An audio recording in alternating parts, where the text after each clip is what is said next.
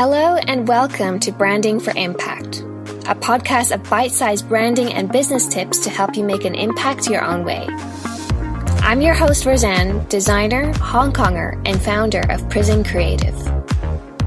Join me as we talk about all things branding, marketing, and myth-busting when it comes to building a business with impact. Whether you're an NGO, social enterprise, or a business ready to create a bigger purpose, this is the podcast for you.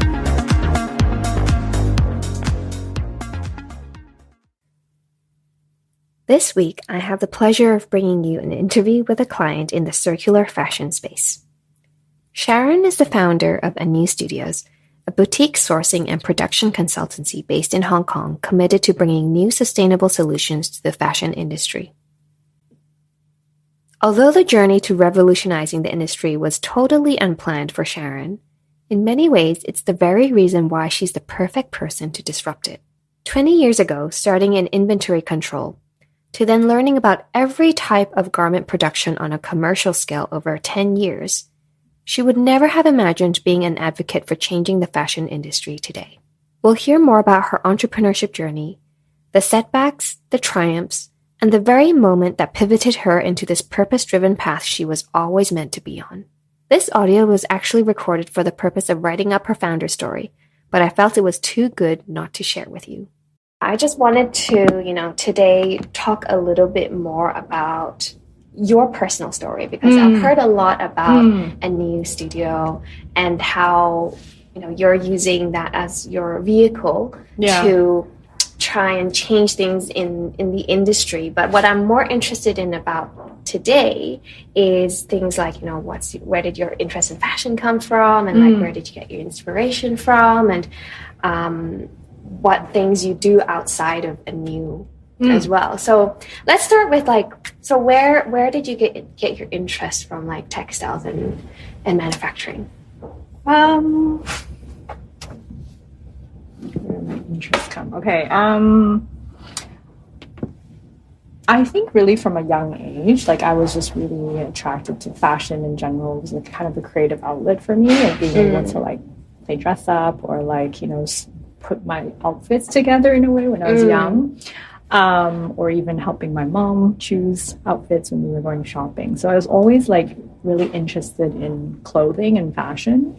And then as I progressed in secondary school, university, kind of the track was, my parents didn't really want me to go into fashion design. So the compromise was complete a business degree or go to university, study something, have a degree.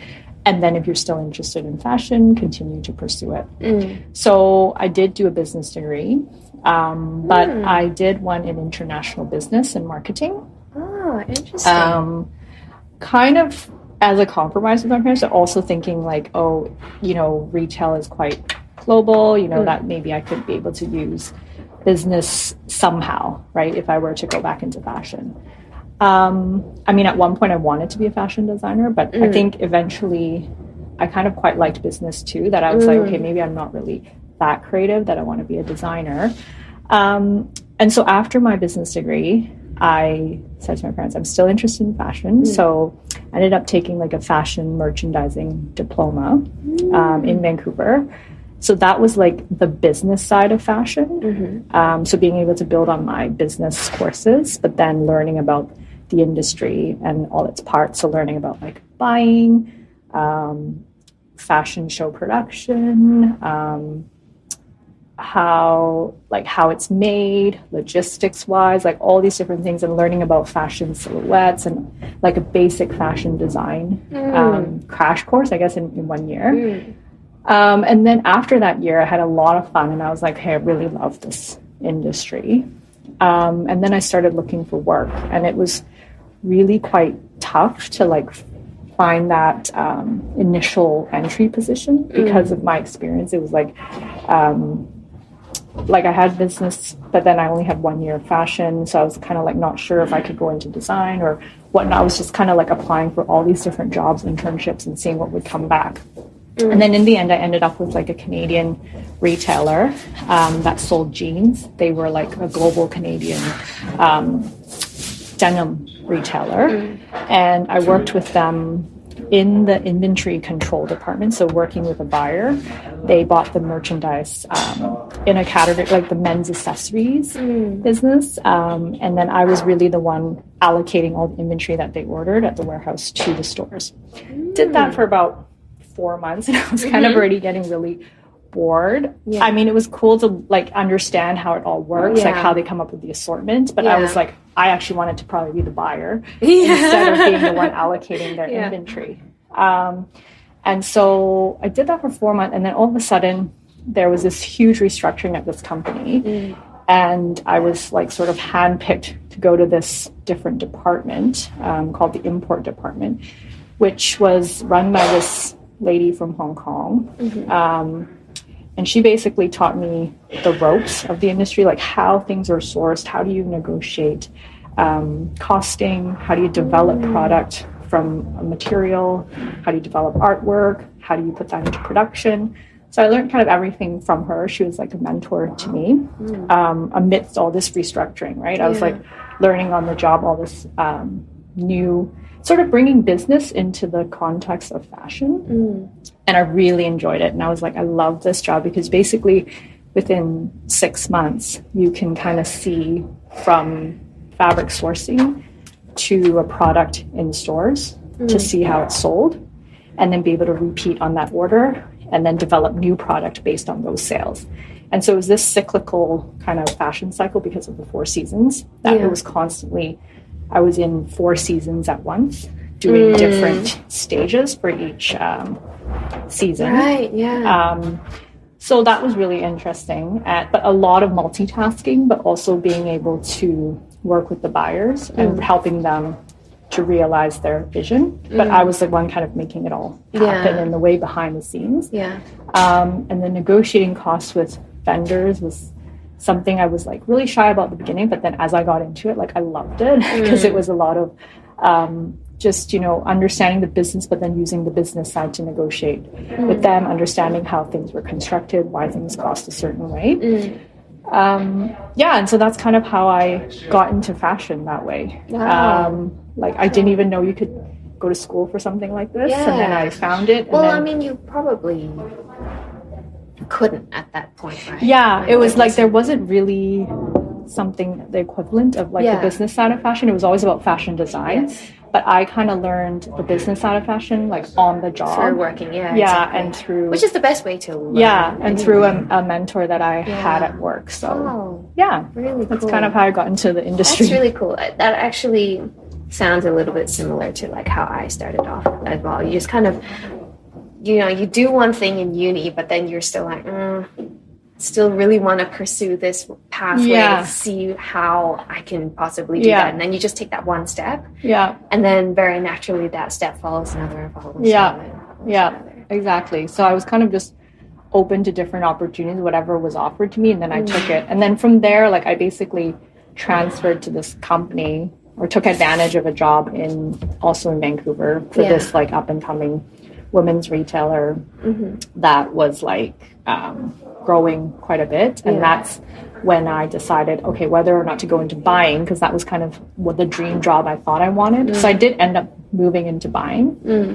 And then I actually hated it because I was like, oh, I miss talking to the vendors. I miss figuring things out.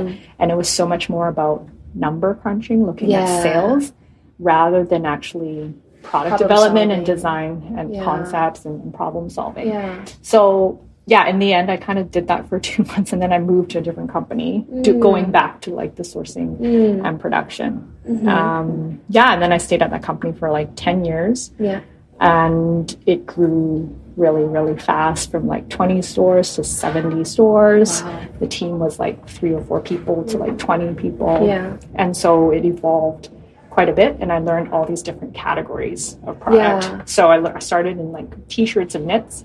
I kind of moved into sweaters, and then I moved into wovens, and then I learned denim, and so all these different categories that it's kind of the same skill set, but you're dealing with different vendor base. And then learning about the products and how it's made, and then breaking that down into specific timelines to deliver that product. Wow, that's incredible. Like the spectrum of knowledge that you must have from so it was like experience. I was just absorbing like so much knowledge because I was really interested, I think, from a point of being curious and trying to understand how something is produced, understanding the basics and then figuring out like where are the opportunities to shorten the timeline or like improve the cost, and like so constantly questioning, I think, in a way how things are made. How can it be made faster? How can it be made cheaper?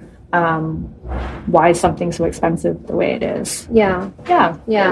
So obviously you've got a personality type that's like, you're very curious. You're always questioning things like how can things be improved and why do things have to be this way? So what was it about the fashion industry that made you want to focus on biomaterials and sustainability?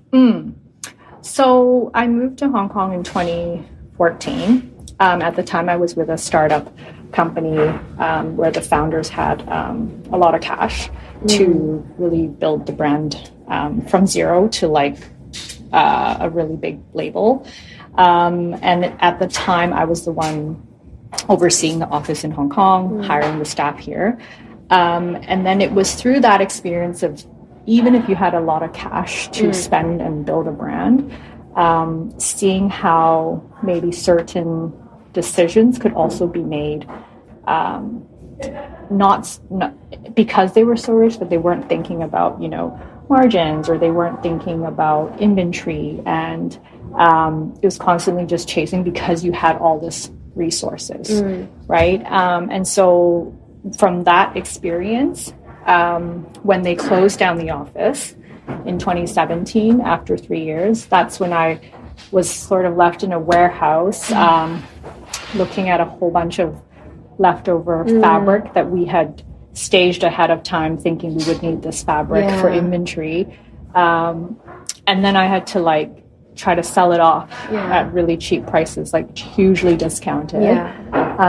Could you tell me a little bit more about that warehouse, like that feeling you had standing there and looking at all the stock? It was just overwhelming, and kind of seeing, in a way, all the collective bad decisions, maybe as a group, that was made, that resulted in this visual image in front of me. Right. And then having to talk to vendors about like reducing the orders, even though maybe fabric or materials were being shipped to the factory, and then telling them to hold on to it and not cut it yet. So it's almost like I had my COVID moment like 3 years before. And it was overwhelming just seeing all this beautiful fabric in front of me, but there was no way to digest it in the brand itself already, right? Because it was just, they didn't have any more stores opening. They didn't need to cut the inventory because it was just already so fully stocked. And so the only way to recover some of that cost was to sell it off. And so that just permeated this image of waste in my head. And I guess myself feeling responsible for playing a part in that waste that was in front of me, right? And so when I was let go from that company, I was like, just rethinking my whole like responsibility for the industry. Like, do I still want to be in this industry and contribute to this waste? Or is there something I can do that can change this? And what would that look like in a way? And so I kind of took 6 months off, kind of like I was over the industry. I was like, okay, I don't want to work in this industry, or could I apply my skill set somewhere else? But I found myself really missing those vendor relationships, and the problem solving, and partnering with mills or factories to figure out a design concept and bringing that to life. And so kind of 6 months from the time I took off was when sustainability was just kind of popping up. There were a lot of direct-to-consumer brands that were growing, a lot of founders that were starting brands that didn't necessarily come from a fashion industry, but had a core product concept. Yeah. But they didn't really know how to execute it. Yeah. Whether it was to where to find the fabric materials or which factory to work with, what would be a sustainable material. And I, through contacts, like I was connected with this client, this person who became a client, who started the brand Girlfriend Collective. Yeah. So they launched through a viral campaign, like a pair of recycled polyester leggings at the time. Which was a huge campaign at that point. Yeah, which was like a really like big campaign. I think they sold like 500,000 pairs of leggings because they were also like a good price, right? Like I think it was $20. Yeah, I remember it was pretty cheap, and then like there was this referral program thing as well, like where if you refer a friend to buy, then like you get another discount or something. Yeah. So when the founder approached me, they had like launched and they were trying to fulfill that order basically. And then also thinking ahead about expanding the range of that pair of leggings that sold really well. Like what other styles could they do, different heights of rises or like different colors in the same material. And at the time they had some challenges in scaling up, expanding the colors, or having some quality issues because they went from such a small order quantity to like such a huge volume order. And so it was interesting to me because they were so focused on the one material rather than, you know, spreading themselves too thin. And at the time, recycled polyester was very new to the market. The whole story of like using plastic bottles and then turning that into yarn and in a garment. So I worked with them for about 9 months, and I kind of had that whole startup feeling again, working with them, being the one on the ground, traveling to like Taiwan or traveling in Vietnam. And I can tell that really excites you. Yeah, so that was really fun because I was wearing a lot of hats, right, trying to figure it out, what's wrong, what can make it better, and then bringing in collaborators to support me in Taiwan, and then bringing that all to life. And and I was like, oh, this is really cool. And that's when I started kind of looking more into sustainable brands. And that's when I met Christina Dean, who's the founder of Redress, who at the time had started her own upcycled sustainable brand based out of Hong Kong called the R Collective. And when I met Christina, I was also really inspired by her because she also didn't come from the industry, but like she had this vision of reducing textile waste, and she built Redress from nothing to this huge sustainable platform, empowering like, you know, the next gen designers to compete and then basically bring to life these sustainable design techniques like upcycling, zero waste, reconstruction. And at the time I hadn't even heard of these design techniques, right? So I felt really challenged and curious also to learn about, you know, these different types of design techniques. How would that actually look like in a big factory that's used to mass commercialization? What would it look like if these next-gen designers challenge that status quo in their sample rooms to design a collection that was truly sustainable? And how would that impact the factory? And so I kind of took on the role of COO with the R Collective and like really helped nurture these designers, because in a way they needed to understand I guess what their design concepts and how it translates into a factory setting, but then also the factories are learning from the designers with these new techniques, and I was sort of that middleman or buffer to help translate that while I was also learning myself. And also for these young fashion designers, right, they wouldn't know themselves how to communicate with these manufacturers as well. Like it's a completely different language. Also to understand how the process works is a whole other story. Exactly. And it's then not like just them on the bench themselves, right? And then being able to sort of build a team in Hong Kong for the R Collective, like someone who's a creative director, a designer, a tech designer, and having like an operations coordinator, kind of like having all these people on the team. And like, so really starting small kind of brought me back to the industry again. and kind of finding that passion and love again, right? And so I felt because I was focused more on small scale and sustainability and slowing down, like I could really find another niche or point of view to look at the industry in a different way. Yeah. So I kind of like self-learned like a lot of the sustainability techniques and ways of working, and the industry was slowly evolving at the time. So it was kind of timing, right? It 100% is timing. That's exactly what I was thinking just now as well. Like it was as if, you know, I feel like that image of you in that warehouse is such a strong pivotal moment, and it was as if like at that moment it was like the universe just decided like Sharon is gonna like change the face of the manufacturing fashion manufacturing industry. Like it was like that to me is such a key moment. Like, it was as if that point both you and the universe decided, and then things just got into motion. Yeah, and then as I went along the way, I met different people who were kind of like me, that kind of converted because of sustainability or couldn't do what they were doing with other brands and like kind of shifted and put sustainability as a priority. And then I started meeting a lot of like-minded people in this area. And then from that contract, I kind of like had more client projects. And it was during COVID that I kind of decided to brand what I was doing as ANEW Studios. Because I actually really enjoy kind of going from project to project and starting something off and then kind of like sharing those contacts also with the brands, because I think that's what they need to get started and then continue their way along, right?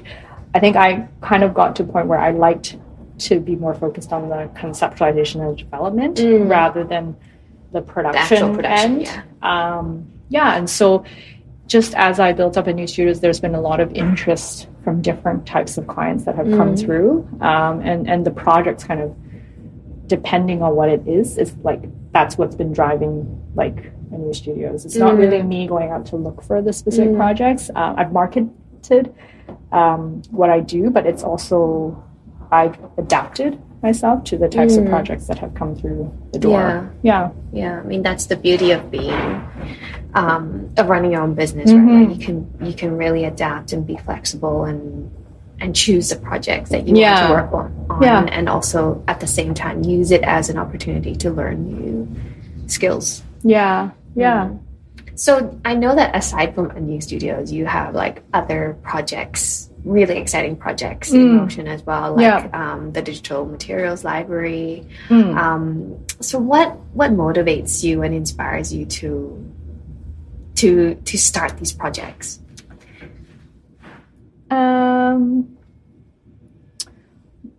Maybe there's a sense of impatience in a way, like, you know, like I don't, because I think sitting in Hong Kong, like sometimes I feel like, oh, am I going to wait for this idea to like happen, or should I just try it and see if it works, right? So like I am looking, because I think traditionally Hong Kong has always been like a trading hub. So we kind of like wait for brands or designers to kind of come to us with the ideas and then we go and do it. But it's like, how can we actually be a bit more ahead of that? It's like, we know that designers in the North are thinking about these kind of concepts. It's like, what can we test now? So we're prepared when the request actually comes. So like being really proactive and not letting the industry dictate the future, but actually you taking a leadership role in that and being proactive about exploring new processes and materials. Because I think that's always been, I guess, the entrepreneurial mindset that I've had, or just the proactive, because I like to anticipate things. I think, and that comes from the production side, having maybe experienced so many different production scenarios. And always scenarios. thinking ahead, right? Like, as you said just now, you're always thinking in 4 seasons. So right now you're already thinking like 12 months ahead. What what you would like to put out there in the market. Mm-hmm. So it's almost like coming full circle, like that first experience that you had, and having that foresight really from a third person's point of view, actually that experience has kind of also carved the way you see yourself in the industry. Yeah. Because I think with a lot of people in the industry, it's still quite short-sighted. It's always still about like, okay, these are the materials available right now, so how are we going to use them, rather than, really taking that brave step into saying like, actually, what we have now is still not enough. What can we do more of? Yeah. So I'd like to be prepared, I guess. Yeah. In a way, and be proactive. And have options. I think that's always something I've learned over the years being in production, is that something can always go wrong. And so you want to have backups. Yeah. And where do you get your inspiration from? Like, whether that's, inspiration for inventing like new processes, looking at new materials, like, do you look at other industries, or what excites you? I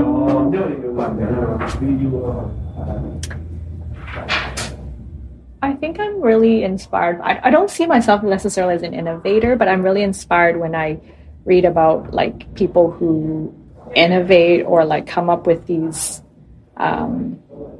crazy ideas of like how to reinvent materials, or like, I'm not a scientist either, but I always am like really inspired, and when I read about scientists coming up with these solutions to current problems, and so I kind of take inspiration from that, and then think about like, oh, how would that apply in what I'm currently doing, or will it intersect at some point with what I'm doing, and then try to find a connection in a way. Whether it's a new material or a new type of product that's being launched, it's like, oh, who else can benefit from this type of material? Can we do it maybe faster or cheaper in Asia? Like, is there someone who can do it here? So I think being in Hong Kong, I think that's the best way, I think, to interpret some of these trends, because I think we're less the ones driving the trend, but we're also the ones that are good at taking these initial trends, like figuring out what will probably stick, and then thinking about the connections of the supply chain that could support those ones that I think are going to be lasting trends. Yeah. So actually like taking examples and then seeing how it can be plugged into your industry as well. And kind of knowing what production is like, and like how manufacturers think, I think. I think that's also something that I've learned over, is thinking how manufacturers think, how they're set up, and then thinking about how these new innovations that maybe are coming from the global north, how eventually it's going to make its way over here, it's going to trickle over at some point. How do we make that time lag faster in a way? Interesting. I feel like there are so many different moving pieces in what you do, and I can really tell that that's actually the part that excites you the most.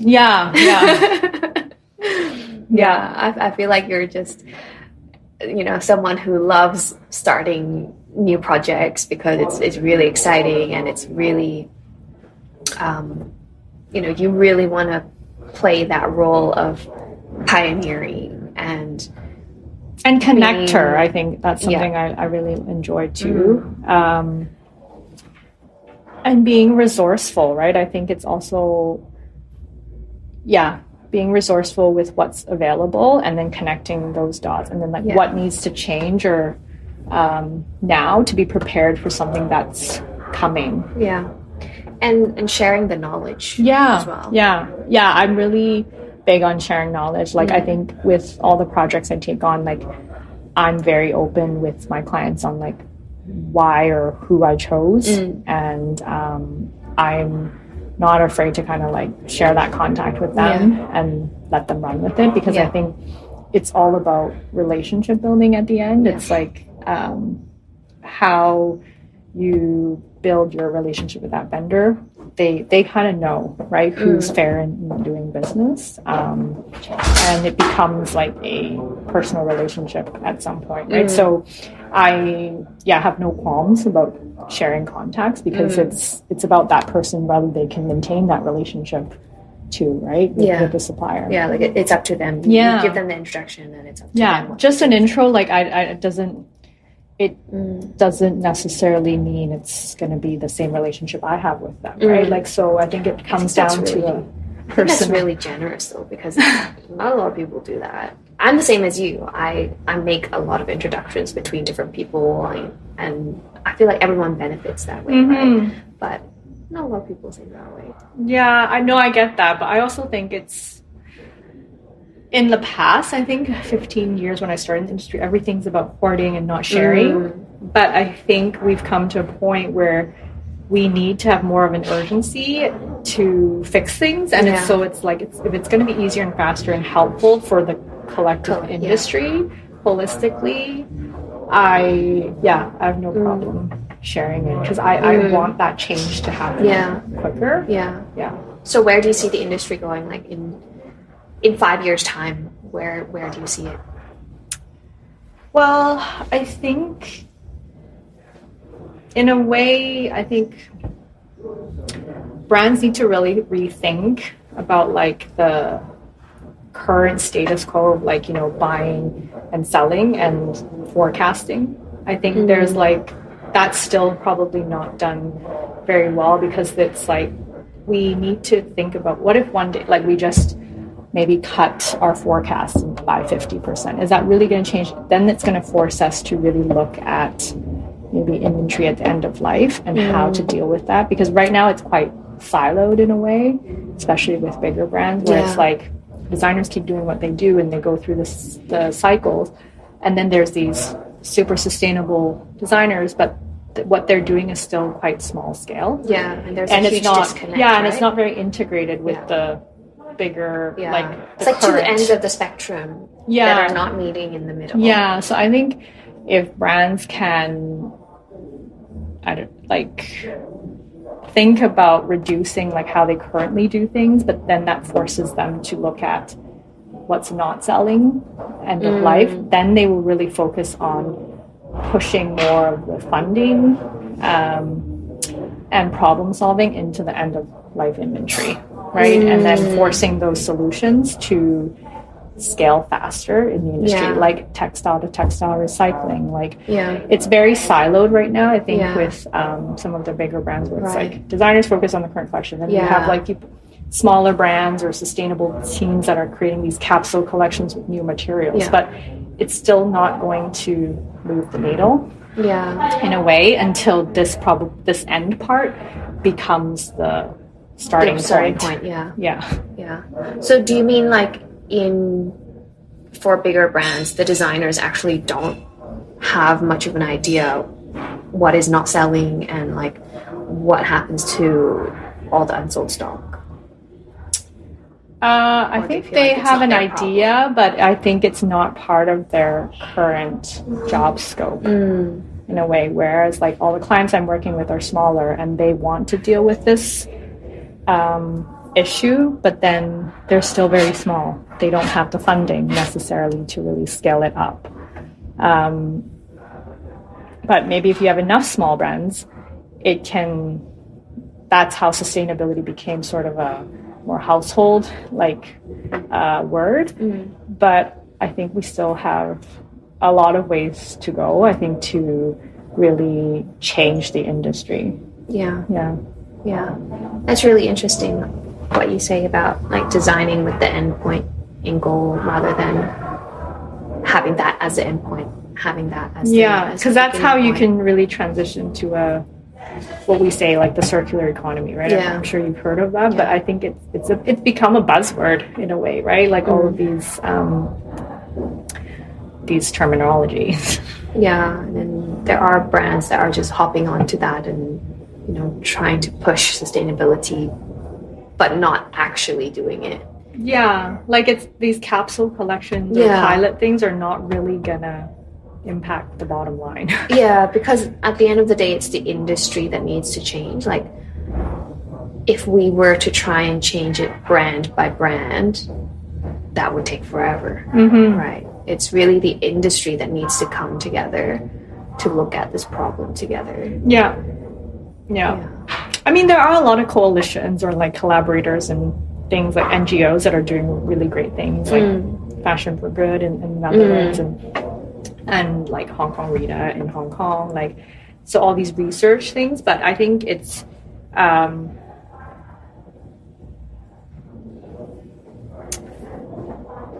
still quite, it's not moving fast enough.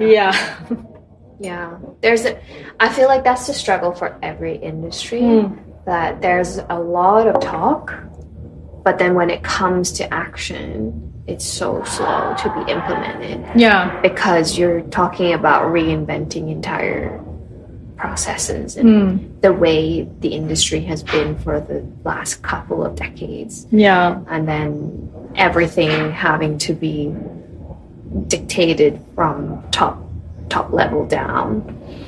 So yeah. And dollars and cents, right? At the beginning, it's not going to make sense. But it's more like it's going to take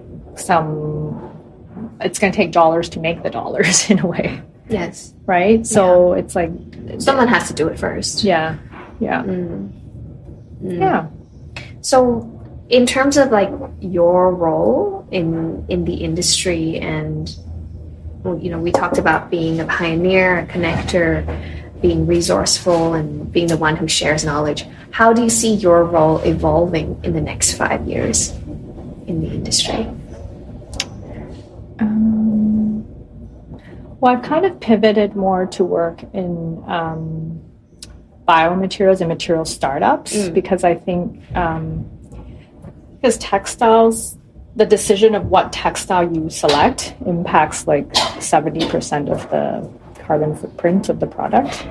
And so at some point I was kind of like, how am I going to make the biggest impact in the industry? It's really from the material part. Yes. Kind of like guiding designers on what material to select for their product, selecting a product that's designed for recyclability. Like if I can convince a brand to choose a material that is meant for recycling, that's a small win, but it's still a win for the industry in the way that industry is operating. So then also working with material startups, it's like being able to impact them with my knowledge of the supply chain and manufacturing, how they can engineer their material to be fit for a solution that can drop in to the supply chain that's available right now. So I feel like if I can convince these startups who are mostly scientists or engineers on how to develop the product so it's fit for manufacturing at a commercial scale, again, that's like being able to impact, make a bigger impact. And then working in, recycled polyester, taking a material that's originally made from plastic bottles to put it into a product is really good. But at the end of the day, is that product able to be recycled? Currently, no, right? So what substitutes can be a comparable for sportswear that makes it sustainable? Which, because sportswear athleisure is like such a huge part of the product category that people buy. So what alternatives are there that can substitute the function of sportswear? And then if someone selects that material that I've developed, then that can also make an impact. So it's kind of thinking about what impact I think can make the biggest in the industry. And then kind of working back to decide what projects that I am involved in. And it takes a very holistic view on the entire life cycle of the product as well, right? You're not just looking at like, okay, well, how do we reduce waste? It's more like, it's not even about reducing waste. It's actually about how do we not have waste in the beginning? Like how do we create things that won't even become waste at the end? Yeah. Yeah. And it's taken a while to like kind of have that, to take that step back and then another step back to kind of now be able to see where I stand and what kind of impact I want to make. And so that's kind of how my project scope has evolved. Yeah. And so actually working less with fashion brands, but actually more with the businesses that are at the forefront of inventing these new materials, right? Wow, really cool. Yeah, I can kind of see now like where, you know, all your experiences have led you to where you're at now, and how you're also best positioned to be the person to be doing this, because you've worked in so many different areas in the fashion industry and you've talked to so many people, and that's also the part that you enjoy the most. Yeah, that's really cool. Yeah. So let's talk a little bit more about like the industry and being a female working in the industry. I mean, I don't know that much about the fashion, especially the manufacturing side of things. What's that been like for you? I think I started in the industry as a really shy introvert. And I think over the years, being at negotiating tables with, you know, men being on the other side, or like older men on the other side, that you've really had to toughen up and have thicker skin to just ask for things. And being curious and wanting to learn actually takes you a long way. Like, you know, I think when you're actually there genuinely wanting to learn, wanting to understand and be curious, that automatically kind of closes the gap between in building up a vendor relationship, right? And over the years, I think that's always been my approach, is just to find a win-win solution between both sides, whether I'm coming at it from representing a brand, or I'm representing a manufacturer, representing a material startup. Like, it's always thinking about what's the best situation that we can all come out of this together that can really help change the industry. I think that hasn't changed for me over the years. So I think and so because of that approach, I think it's given me more confidence over the years. And I guess now it doesn't really scare me, I guess, who I'm talking to on the other side of the table, whether it's someone with way more experience or older than me, or someone who's younger. Like, it's still coming from a place where I want to share knowledge and I want to find a win-win solution. And so I think that's really worked for me. Whoever it is that I'm talking to. And it must be, I mean, I imagine such a breath of fresh air for some people to be working with someone like you who is so open to sharing knowledge. Yeah, and I think being honest with vendors too, right? Being transparent and like, here's the situation. I don't have all the answers, and it's like, maybe you have a solution that I haven't thought of, and then kind of coming up with options together. Right? Mm-hmm. So, and then engaging with them in that way has really also worked, because it's not about me getting something at expense of them, right? It's always about like, let's find something that works for everyone, because I don't want it to just be this one purchase order or this one season. It's like, I want this to be a long-term relationship. But I mean, on the hindsight, I've also had to had hard conversations with vendors that don't work out, and you kind of know, but also giving them the feedback why it's not working, and having them understand your position, being reasonable, and giving them the context of where I'm standing right now, that maybe this is not the right time. And so I don't know, I haven't really thought about it as being like as a female or whatever, but it's just more like someone who wants to do good for the industry, and just want to be someone who does business in a fair, an honest, genuine way with integrity, you know, and have the right ethics behind it. Yeah. I can imagine for manufacturers especially, that must be quite rare to work with someone like you, because I can imagine, you know, manufacturers sometimes are treated pretty poorly, right? And you know, usually there's a lot like on their plate. They have to deal with very, very demanding clients. So you're kind of that bridge between, and that mediator, right? And I feel like that's also what makes your clients really enjoy working with you. Yeah, because I think it's about, you're just dealing with someone else who's human on the other side, right? And it's like, it's not about me having more power over you or whatnot. I think it's about empowering each other, because there's always something, like whenever I traveled overseas to Japan, I'm always learning something new from them. And it's, coming from a place of learning, I think.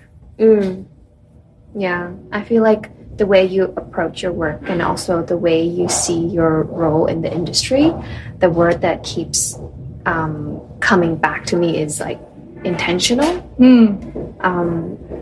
Like you see the need to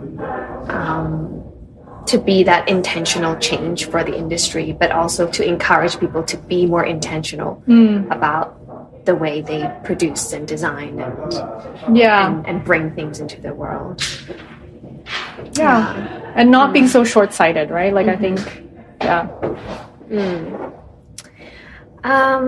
Okay, so we've talked a lot about like the industry and your place in it, and also how you've gotten where you are today. So far, is there a project in particular that you've really, really enjoyed working on the most?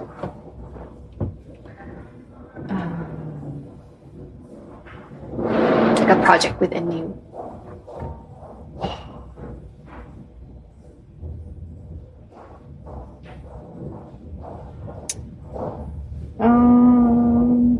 There's so many. So many. Oh, that's an amazing thing. Because I feel like every project I learn something from it, and it's like we're also bringing like something that was conceptual to life, and so, and I've had to evolve my. I'm learning too, right? In some ways, like from the brands too. So.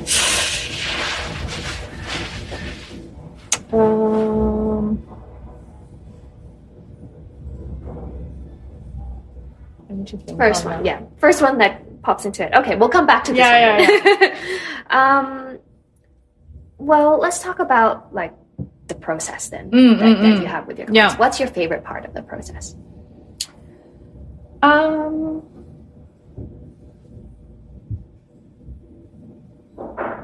think the initial consultation, I think, is also a really fun like part of the process. It's like meeting new people and like learning about these ideas that they have that I never thought of, or like, you know, never maybe had the courage to do, right? And so I'm always intrigued, I think, by from the very beginning when I meet someone, what their idea is and what they've built so far.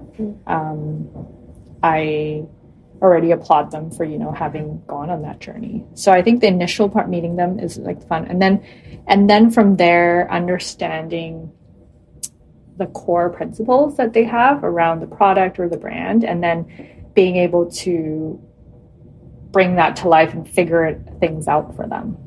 The product development process, and building up new relationships, because I don't always have the vendors in my pocket already that can cater to the project that I'm being presented with. And so having to kind of source new materials or source new vendors, like that's something that really excites me, because it's a challenge, right? So I like the challenge of like new projects where it's never been done before. That really generally excite me, and I go for the challenging ones, because I want to figure stuff out that maybe someone's has said no to them. Yeah. They don't think they could do it. Yeah, and it almost like puts a fire up your bum ass, right? Because you're like, no, like I think it can be done. Yeah. What are you talking about? Yeah, or like, let me figure it out, or let me think about it. But it's like, I think it could be done, but the process during the project of figuring it out is, I think, where I'm transparent with the client too. It's like, okay, I don't know if I'm going to figure it all out by the end of this, but at least like, I think I have an idea. Here's where I could start. And then kind of being on that process with them together. That's really cool. So in branding, like we very often talk about like brand archetypes, which is basically like, your brand's role in your industry. And from everything that I could hear today, I can tell you that you are the magician. Aww. Yeah. Like you are the one who's able to, people would come to you like with ideas, with challenges, and like you love the challenge and you're able to transform these ideas and these problems into like amazing concepts and actually bring them to life. And that's a really powerful superpower that you have. Yeah, I guess I like figuring things out and like, and I like challenges. I didn't realize that, but yeah, I do. I can really see how it lights you up. Yeah, no, I like it. Yeah. Okay, so have you thought of a favorite project yet? Okay, wait, I need to look back at like all the clients. I'm like, I don't even...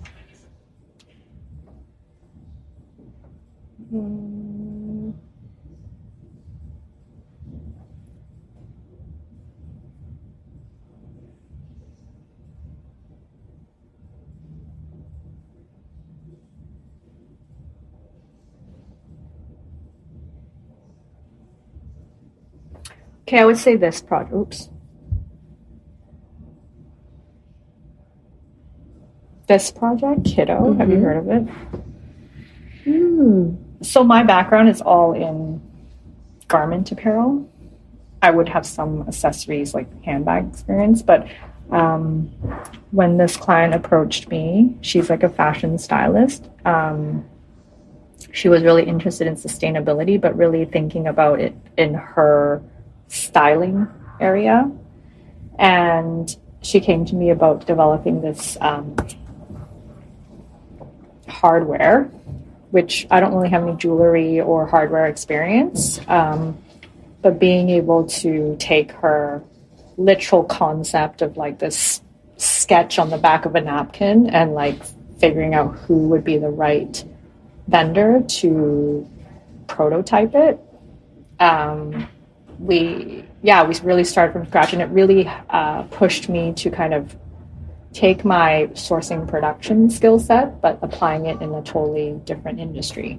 So that was really challenging. But then it's like this product basically is like a 2-piece magnetic product. You could probably look it up later, but her whole thing is taking this product and restyling a basic garment, so like a t-shirt, but adding this as like an accessory to either drape it or whatnot, so that garment was a basic garment, but now becomes something really interesting with an architectural sort of element to it.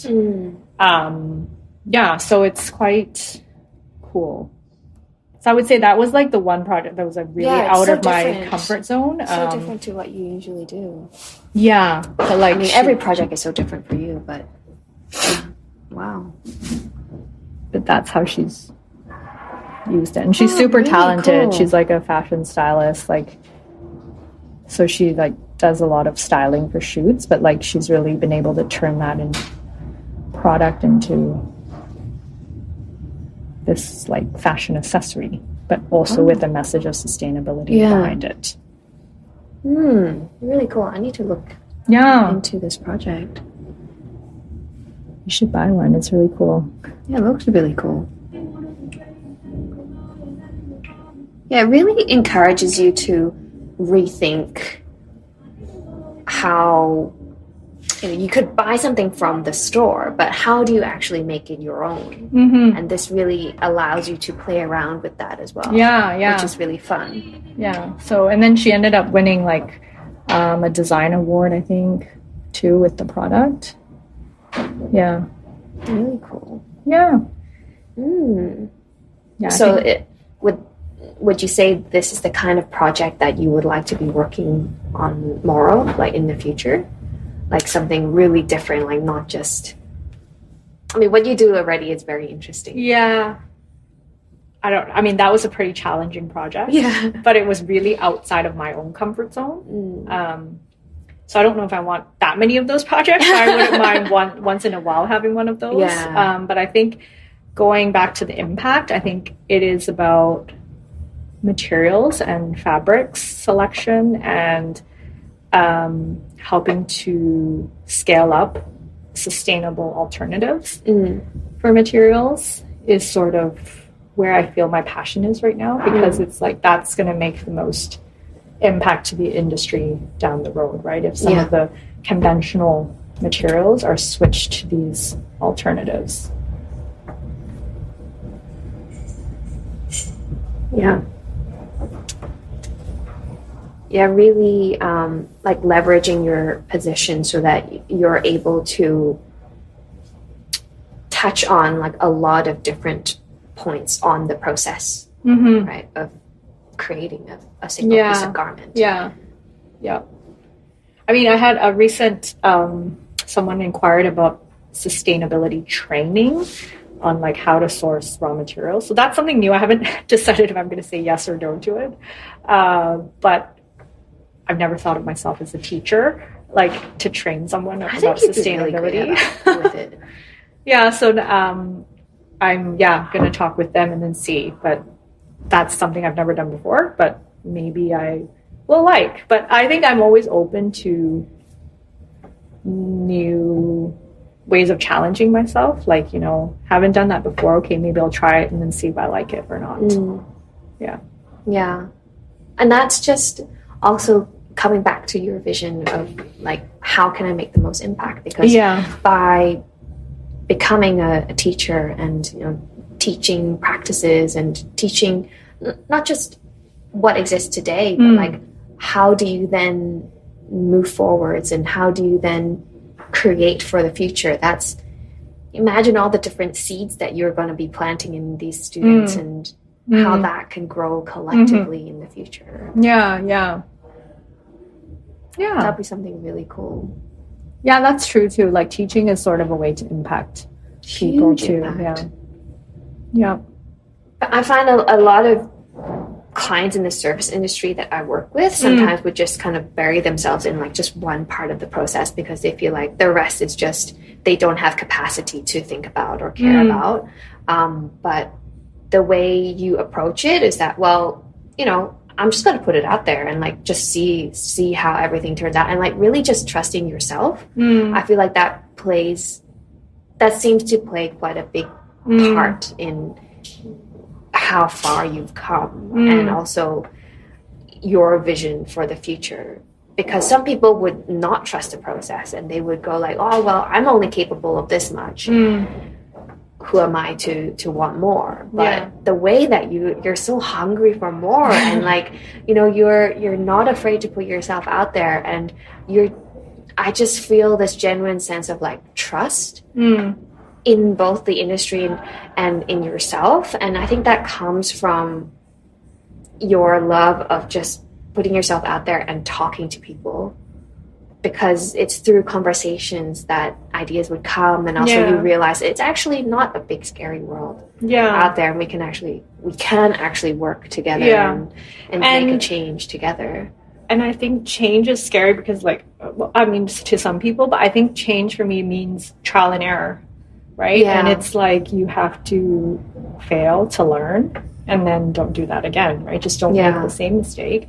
But you have to like learn from your mistakes and then improve from there, right? And then it's like, how can I do better? And even getting feedback from people in the industry, it's like, okay, that didn't work, how come, right? And understanding how you can tweak, because it is about tweaking all the time to be able to adapt and be flexible and adjust to the changes. At the forefront, I mean, you're really at the forefront of the industry, and obviously there's going to be a lot of no's and a lot of, not failures, but like setbacks or pivots and detours before you can pivots. Actually, I like that. Yeah. Yeah. I always feel every no or every setback is actually bringing you closer to your goal. Mm-hmm. We're never walking backwards. We're only ever taking a detour or taking a pivot, or it might even like catapult you into your goal.